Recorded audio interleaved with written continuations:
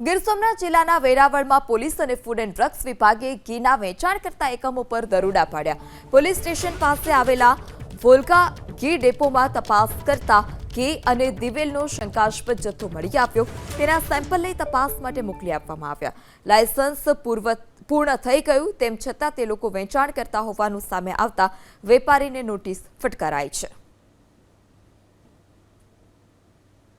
અને સ્થળ દરમિયાન જોવા મળ્યું કે દિવેલ અને ઘી બંનેનો એક જ સ્થળ ઉપર સંગ્રહ કરેલો જોવા મળેલો, બરોબર।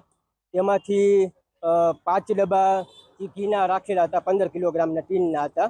ટોટલ 75 કિલોગ્રામમાંથી એક ઘીનો નમૂનો અમારા ફૂડ સેફ્ટી ઓફિસર મારફતે લેવામાં આવેલ છે અને એક દિવેલ હતું।